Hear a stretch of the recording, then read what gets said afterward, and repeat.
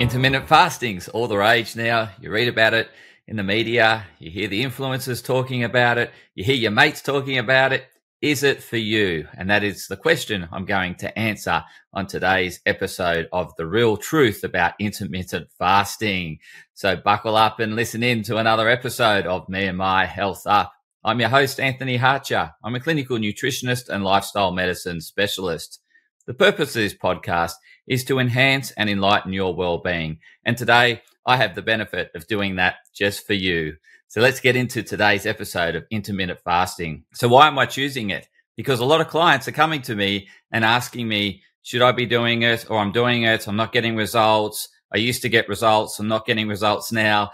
And they're a bit confused because everyone's talking about intermittent fasting and the benefits. So let's get into what is intermittent fasting to begin with. So it is essentially a period of fast where you're not eating, you're not consuming food, you're just fasting. It's not starvation, so don't get it confused with starvation, although you can feel that way initially when you embark on intermittent fasting. There's many forms of intermittent fasting. There's the 5 and 2. So that's 5 days of doing normal calorific values or normal calorific intake, and then 2 days of doing really low calorific intake. So you're going from a typical 2,000 calories a day, like 500 to 800 calories a day. So that's five on, so 5 ordinary days, and then 2 days where you're off your normal calorific intake. There's the other one, which is probably the more popular one, which is time restricted feeding. And this is where you eat within a certain window. So you're eating within, an 8-hour window. So there's a 16 and 8. So that's a 16 fast or 16 of not consuming food, and then an 8-hour window of consuming food. And then there's variations of that. So some people do a 14-hour fast, 10-hour time window. Some do a 12 and 12. It really depends. But at the end of the day, it's having some period of fast. Ideally, you want to be having that fast somewhere around 12 hours plus. So that is intermittent fasting in a nutshell. So what are the benefits of intermittent fasting? Well, it gives your digestive system a break. It enables repair and rejuvenation of your digestive system and also other pathways within the body. So it enables the body to heal itself. When it's not busy breaking down food, and whenever we eat food, it's pro-inflammatory. We induce a inflammatory response to drive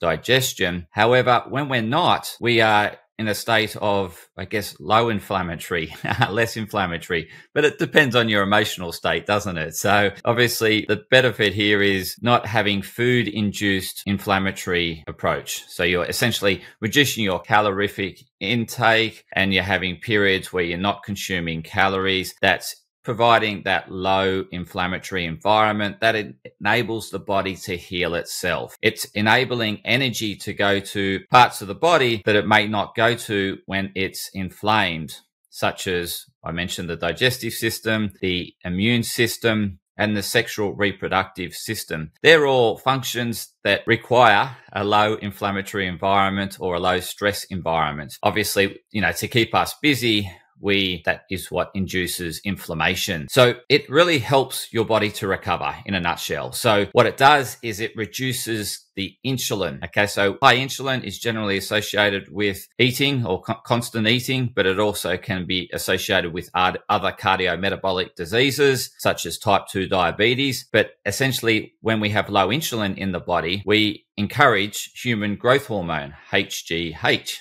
and the human growth hormone enables that repair and rejuvenation of the body. So it initiates that. So we do want to allow insulin to come down, and fasting helps that insulin to drop. Obviously, there's other factors that can keep insulin high, such as prolonged stress, and that could be induced from emotional stress. So there's things like trauma, PTSD, those sort of things will generally create a high insulin environment if that stress isn't managed or if that person's not getting the right assistance to manage that stress. So yes, it can help, but there's other factors that are going to inhibit its ability to help you, such as I said, emotional stress or just stresses in general. So they could be excessive physical stress on the body, such as excessive work demands, physical pressures on the body. It could be excessive exercise. It can be chemical stress. It could be drugs that you're taking, They could be pharmaceutical drugs. They could be recreational drugs. They could be things like alcohol, nicotine through smoking, those sort of things, those chemicals that go into the body. It could be through drinking unfiltered water that you could be taking in a whole lot of toxic chemical stress. Or you can be breathing in toxic air from the environment, air pollution, for example. So there's some of the chemical stresses. I've mentioned some of the physical stresses. And then there's the emotional stress on the body, which I alluded to earlier. So all those stresses can actually inhibit or reduce the ability for intermittent fasting to work because it's working against you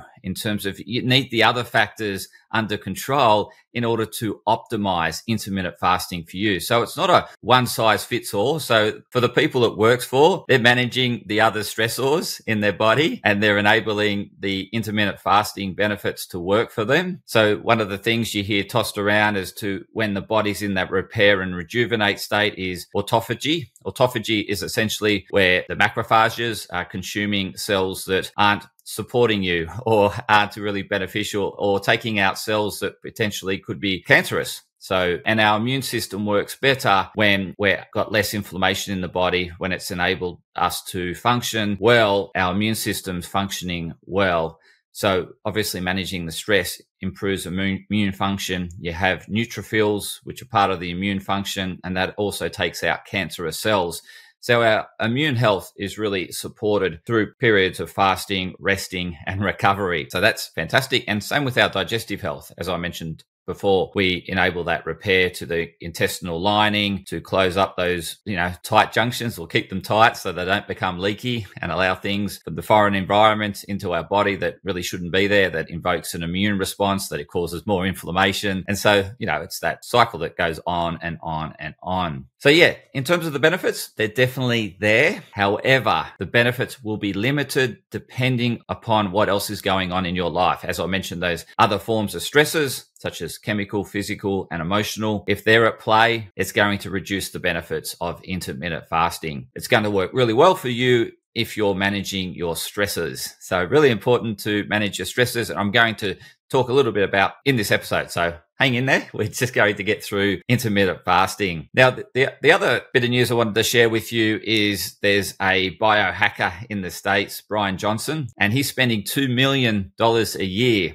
in terms of biohacking. All the things he's doing, all supportive of longevity. And so he's actually got 30 physicians or 30 aides, people that are measuring all his data and looking at ways in which he can lower certain readings to optimize his longevity and optimize his lifespan. Some of the things he is doing is such as intermittent fasting, but the way he does intermittent fasting isn't typically what I hear my clients are doing. What I see a lot of the influencers are talking about dropping breakfast, not having breakfast, and fasting by missing breakfast and fasting to midday. So it's essentially stop eating at 8 and fasting all the way to midday to get that 16 and 8. Now, is that the best way you could do intermittent fasting? Does the science support that? Well, it goes against circadian biology. So circadian biology is the night-day cycle. So the night-day cycle is how our body operates. It does its rest and rejuvenation at nighttime when we're sleeping, and during the day, it's active. It's foraging for food. In terms of what we do these days, we seek meaning and purpose in our daily activities to bring meaning to life. And so we're doing activities that bring us meaning, bring us fulfillment, bring us joy. And that's, we go to the work, we get meaning out of work, we get meaning out of helping others, we get meaning out of just living by what's most important to us every day. And so that's what we do during the day, and that's inflammatory. It's oxidizing. It's how we're designed to do that. We're designed to do oxidating things during the day, and that's why the red blood cells don't have a nucleus, because it's exposed to radiation during the day, and the white blood cells have a nucleus and they're not exposed to radiation or as much radiation at night. So that's how the we go into an oxidative state during the day in terms of doing our activities, doing our work. And at night, we're going into a rejuvenative state, which is a reductive state. So we have this oxidation and reduction cycle that orientates itself around the circadian rhythm. And let's talk a little bit about circadian biology so you better understand it. So when we wake up in the morning, the sunlight turns on our digestive function. It turns on our things that we need to do to get through the day. We need fuel to get through the day. So our digestion is turned on in the morning through natural sunlight. And there's several reasons why people don't feel hungry in the morning. They've either eaten too much at night and their body's still digesting, because our digestion isn't optimal at night. We have less digestive enzymes. Our body isn't producing as many digestive enzymes because it's producing them for day things to get energy to activities during the day. So then we can rest at night and rejuvenate and sleep. So yes, we're not designed to eat late at night. We're designed to eat during the day and in the morning. And the biohacker in the States that spends $2 million a year on improving his health and well-being, improving his lifespan, his longevity, he is eating in the morning. So he's rising with the sun. So he's getting his body in the circadian rhythm. He's switching on those digestive enzymes and he's consuming all his food in the morning. He finishes eating at midday. So he consumes his 2,250 calories, which is a typical standard intake of calories for an adult. He's consuming that between sunrise and midday. And that's where our digestive system is most optimal. It starts down regulating in the afternoon. It starts winding down to get some rest and wants to start rejuvenating. And we're often working against that if we're eating late into the night. So we want to eat less at night, eat more in the morning, eat more during daylight hours. So it's best to have your evening meal earlier than later, and then to start eating earlier because it signals the body that it's daytime. Yeah, the body receives a signal from the sun that the light, our retina receives that light signal, and it obviously then is translated into our body and then goes around the body, telling the body to start doing daytime activities. One of those daytime activities is digestion. Our digestive enzymes are turned on to digest food, and it goes through that during the day. And then at night, it's doing the reverse. It starts to see darkness. And that's why it's important that we minimize artificial lighting in the evening to allow our bodies to start down regulating. So you can see I'm wearing these blue light filtering glasses. I've brought them to minimize my blue light exposure, particularly in the evening. And obviously, if I'm at the computer all day, then it's telling my body it's the middle of the day all day, which is not right. Okay.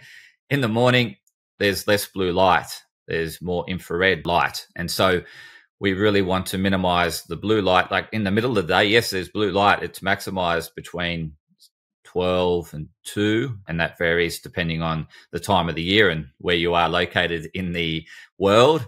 However, we want to really encourage the eyes to see natural light so it stays in the circadian rhythm so it can perform optimally, help your body perform optimally and help maximize intermittent fasting. So essentially what Brian Johnson is saying, and his researchers and his team, is that we need to eat based on circadian biology. We don't want to work against circadian biology because it will work against us. So I don't suggest you miss breakfast if you're going to do intermittent fasting. I suggest you eat earlier in the evening and have breakfast to work with the body as opposed to against it. So that's one of the areas where people often go a bit misaligned and working against their body and may not get optimal results through intermittent fasting, is when they're working against the circadian biology. So get into the circadian biology by seeing first light. As soon as you wake up, getting out, getting your eyes exposed to light. That way it starts down-regulating melatonin. It starts up-regulating cortisol, which is our up and go hormone. It helps the body get active, achieve goals, accomplishments, and that's what we do during the day. We seek meaning and purpose during the day. Cortisol is going to help you do that. It also upregulates serotonin, which is that mood stabilizer, keeps us on track, keeps us on purpose. It keeps us feeling well about it, keeps that level of self-esteem about us. And it's serotonin that is then converted into melatonin at the end of the day when we see darkness. But our body needs to, or our light, our retina, our receptors in our retina need to see dark at night in order to signal to the body that it's nighttime and start doing nighttime things such as converting serotonin that was made during the day through seeing natural sunlight to start converting that to melatonin, which then tells the cells to start doing nighttime things such as the repair and regenerate. So I hope that I made that clear as to it's really important. If you're doing intermittent fasting, you don't do it the common way, which is skipping breakfast and starving to midday. Yes, there'll be some benefits in doing that. It gets some of the intermittent fasting benefits, but ultimately you are working against your circadian biology. And we need, in order to pursue optimal wellness, longevity, lifespan, we need to be working with our circadian biology. And this is why Brian Johnson also gets infrared light exposure and optimizes that, because we were designed to be outside, and optimizing that infrared light exposure in the morning and in the evening. In the middle of the day, there's not as much infrared light. That's where blue light predominates. But during the morning and evening, we want to get that sun exposure because that's the infrared. And that infrared is really helpful for opening up pathways that help us achieve accomplishments. It opens up the dopamine pathway. So dopamine is that reward and recognition pathway. So we want that opened up through getting the UV infrared light in the morning. And during the day, it's typically when we would have rested under shade, but we still would have been getting sunlight through our eyes. Okay. We still would have been seeing natural sunlight as opposed to being indoors and just seeing blue light all day. And so this is why it's important, if you work indoors, that you step outside to get natural light exposure regularly throughout the day to keep your body in the circadian rhythm. And this will optimize your intermittent fasting that you're doing. It will optimize your outcomes, and it will optimize your lifespan, longevity, and well-being, because it is also useful for mental health. Dopamine is that hormone that really helps us fulfill our meaning and purpose. It lets us know we're on track. It tells us that, it gives us that feedback mechanism. Yes, you're on purpose. You're living a meaningful life. Keep doing that. But we need sunlight exposure to open up that pathway. In order to achieve your meaning and purpose during the day, you need that epinephrine, norepinephrine, which is our adrenal neurotransmitters. They signal adrenaline into the body, but we need that to achieve purpose. But we can do it in a regulated way. We don't need to do it in a hyperactive state that we're running away from a fear, or running away or running towards a desire. We can do it in a regulated way by managing our emotions. However, we need that epinephrine and norepinephrine to actually, get that energy production to really help the mitochondria function well. So we want that mitochondria functioning well during the day so we feel energized. What can happen is it can get dysregulated if you're not getting outside, you're starving yourself, and your body's really struggling to find its rhythm, and it's struggling to produce energy because you're not eating breakfast. You haven't got any chemical energy into your body through nutrition. You're not getting that sunlight exposure to get your body in that circadian rhythm, to get it working with you. And what can happen is that you don't feel great, and you're waiting, you're hanging, your serotonin's not there to stabilize your mood. Your dopamine's not being activated, so you don't feel that you're in pursuit of anything meaningful, or you don't feel like you're really aspiring for something that day. And it's just because those other two factors aren't there. And those two factors are, getting the sunlight and getting your body into that circadian rhythm by getting the natural sunlight and eating in the morning. And that really helps to get that circadian rhythm on track so that you feel a better mood about yourself, and you can not respond so much to the environment and feel like you just can't wait for 12 o'clock to come around to eat because you're starving, because other things aren't working for you, such as you haven't opened up the dopaminergic pathway, and that's activated through that natural sunlight, through getting UV exposure in that morning part of the day, early morning part of the day. So get natural light, eat in the morning, because that gets your body in the circadian rhythm, and then continue to eat during daylight hours, and then stop eating in the evening to allow the digestive system time to have a rest and enable it to rejuvenate and enable your body to repair itself. enable that immune system to work for you and to take away any cancerous cells or any cells that are mutating in a way that is not serving the body. The body will trim them and eat them up and take them out of the system. If you get into that rest and digest state at night and then get into the oxidative state during the day where you're achieving meaningful and living a purposeful life during the day. So in terms of managing your emotions, I touched on that at the start of the episode. And this is what's going to throw you out of kilter if you don't manage your emotions, because you'll go into your survival center and you will tell the survival center that this isn't fasting, this is starvation. I'm starving myself. And when we are in that survival center, we want to force outcomes. So you'll be fighting against yourself and really wanting to eat, but trying to abstain from eating.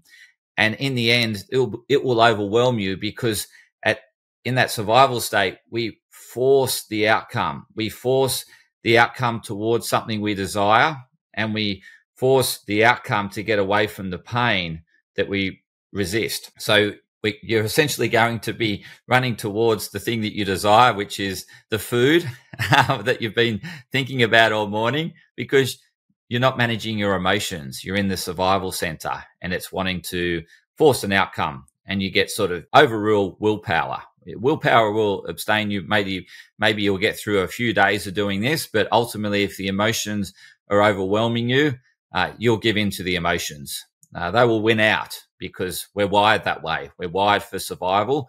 We're wired to get away from pain, or in this case, we're wired to get what we desire, which is food. We want the food more and more when we're in survival center. So what's going to help is if you can manage your emotions and get into the thrival center, which is the prefrontal cortex, which I've mentioned in previous episodes. And this is where we have objectivity. This is where we can govern our emotions. This is where we're centered and poised. And this is where we remain on purpose and living a meaningful life. It is where we make strategic decisions. We execute strategic plans. And most importantly, we govern our emotions. We're the ruler of our emotions. We're in charge of our emotions as opposed to our emotions running us. So it is really important that you do manage your emotions through understanding what's driving the emotions, whether it's unrealistic expectations on others, that they live in your values or do it your way, and not letting them be completely unique and special and live their own life, as opposed to you wanting them to do things your way because you know better for them, which is really putting unrealistic expectations on to others, because ultimately they're going to live the best life if they true to who they are, as opposed to trying to live other people's lives, such as what you're trying to impose on them. So reducing that unexpected, others will always do what's most fulfilling for them, and to allow them to honor what's most fulfilling to them by not imposing your will onto them is really important, because it's enabling them to thrive, and you will thrive in that process of letting go, realizing that they're completely unique and special, and that they're on a mission aligned to what's important to them, which is different to you. We all have a different hierarchy of values, and we all seek to live out and express our hierarchy of values. That's when we're living our most fulfilled life, is when we're living according to what's most important to us. Also, not having unrealistic expectations on yourself. And that is that you should be someone else, and thinking you're not enough, and thinking that you're always looking up to others and putting yourself down and thinking you don't have the qualities that they have, but you do. You're just not honoring them. It's in the form that is most important to you, is where you have those qualities that you admire in other people.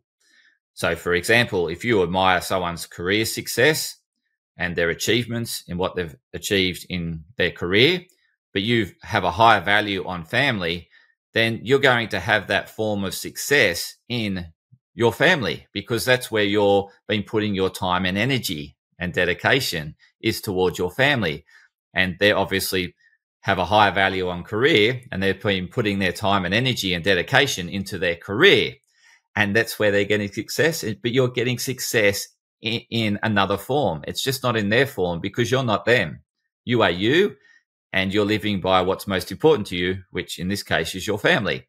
So it's honoring the form that you have success in. And you do. There's nothing missing in you. You are complete in who you are. It's just your perception that you see this non-completeness or these gaps or this lack of fulfillment. You are completely fulfilled. It's just when you compare yourself to others, you perceive there's something missing, but it's just you're not honoring it in the form that's truly most important to you, which is what you spend your time and energy doing. Like I spend my time and energy fulfilling my clients' needs and helping them to thrive. And that's where I dedicate a lot of time and energy. And that's where I get success. I see clients get success, and that's fulfilling to me. That's my aspiration. But it's only because I dedicate so much time and energy towards it in terms of educating myself, empowering them, helping them, coaching them, holding them accountable, and they start to understand their why. They start to enact the plan that we agreed to, and they start getting results as a result of working with me, and that's fulfilling to me. And so that's where I have success. But I don't compare myself to others. I just compare myself to, am I improving the value, or am I adding value to my clients? And that's what I'm comparing myself to every day. How much value am I adding to my clients? How can I add more value? And that's the only comparison I make, is the goals that I set to help my clients. So make sure that you live every day according to what's most important to you, and don't compare yourself to others, and to honor what you admire in others in the form that it's within you. And then you'll feel complete and you'll feel like there's nothing missing. Don't have unrealistic expectations on others to behave according to your values, because you're not respecting them and respecting who they are. And don't have unrealistic expectations on the world in terms of it should just be a one-sided world, that we should only have peace and there should never be any war, because that's unrealistic. There's always been peace and war. They go together. It's like we have peace and war in our body. So during the day, we're at war, and at night, we're at peace. Okay. It is nature. Nature rejuvenates at night. Some species aren't rejuvenating at night. They're nocturnal. They're active during night, but their downtime is during the day. They're resting during the day. So they go to war at night, and they're at peace during the day. And so these cycles of build and destroy are always happening in the environment. We have bushfires. We have regeneration in the forests as a part of the burn, destroy, rebuild cycle. That's a natural process. It's like our weather patterns are always in balance. They're always looking for that balance between each state. And so we go from drought to floods, back to, dry, drought, back to floods. In Australia, we're in this El Nino cycle, which is where we experience more drier weather and less rain. And we've just come out of a La Nina cycle, which is where we have more rain and less dryness. And so the world's seeking to maintain this homeostasis, this balance of war and peace. And so why should we ever have an unrealistic expectation that the world should be one-sided? It has two sides. It's always trying to find that homeostasis. We always learn from every time there's conflict. We learn from it. We grow from it. We develop from it. So it's unrealistic to expect not to have conflict in relationships, because we see the world differently, don't we? We see it through our own lens. The other person sees it through their own lens. And of course, there's going to be some conflict in terms of how you see the world, but it's talking through that conflict. It opens up communication through the conflict, and we get to better understand one another through the conflict. And so the conflict serves. And so everything is there to really help us grow and thrive. It's how we perceive it is where we struggle. We perceive that we shouldn't have this challenge. We should only have support. But if we only had support, then how would we grow? How would we grow as a human race if the human race isn't challenged? Or how we thrive in the human race is because of all the challenges that we encounter through the environment, through one another. they all help us grow and thrive as a civilization. So I just wanted to share that with you in terms of that managing that emotional aspect based on, in order to optimize intermittent fasting, because if you don't manage your emotions, such as you have unrealistic expectations on yourself, unrealistic expectations on others, and unrealistic expectations on the world, then you're going to be emotional and thinking, why is the world working against me? Why is this other person working against me? Why am I self-sabotaging myself? It's because you're unreal in your expectations, and reality is hitting you because it has both sides. It's not a one-sided. Reality always has two sides to it. There's always an upside and a downside to everything that we experience. It's our perceptions that can be skewed in terms of the way we perceive it based on our beliefs, our past experiences. But we can alter our perceptions, as I shared in previous episodes, that we can look for what we're not seeing. So if we're only conscious of the upside, we want to look for the downside to balance our perceptions, to find reality, as opposed to living in this disillusion that it is just one-sided. It's never just one-sided. You are not a one-sided human being. You have two sides. I have two sides. Everyone around you has two sides. They have a side that supports your values and a side that challenges your values. But that's who they are. And that's probably why they're there in your life, to help you grow, because we grow through the challenges. Okay. So I just wanted to share those concluding words on emotions, because if you're not managing them, they will control you and they will reduce the benefits you get from intermittent fasting, or you may get no benefits from intermittent fasting. And the only way you'll be able to endure intermittent fasting, like to do it for long periods of time, is if you're successfully managing your emotions. Otherwise, you will just give up because your emotions get the better of you, and you'll go to something that you desire, which is probably, you look externally for that if you're not looking within for that fulfillment and seeking it within. So I just wanted to wrap it up with those concluding words. I really hope you're liking the episodes on Me and My Health Up. If you got any feedback, please share it with me. I'd love to receive feedback as to what you'd like to hear more about. What am I making complete sense? Do you want me to explain it in other words, in using other analogies? How do you want me to articulate my messages? I'm here for you. I'm here to serve you. This is my mission. I'm on purpose when I'm doing this. I'd love the feedback. So please give me feedback. The email is where you will find the episode. It's info@meandmywellness.com.au or anthony@meandmywellness.com.au. Please give me feedback so we can get this Me and My Health Up thriving, so that the world can be a better place. Thank you for listening. And until next time, keep healthing up.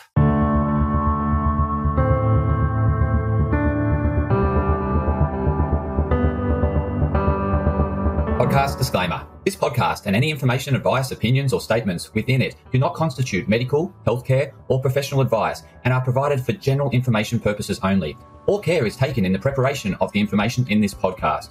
Connected Wellness Proprietary Limited, operating under the brand Me and My Health Up, does not make any representations or give any warranties about its accuracy, reliability, completeness, or suitability for any particular purpose. This podcast and any information, advice, opinions, or statements within it are not to be used as a substitute for professional, medical, psychological, psychiatric, or any other mental health care or healthcare in general. Me and My Health Up recommends you seek the advice of a doctor or qualified health provider with any questions you may have regarding a medical condition. Inform your doctor of any changes that you may to your lifestyle and discuss these with your doctor. Do not disregard medical advice or delay visiting a medical professional because of something you hear in this podcast.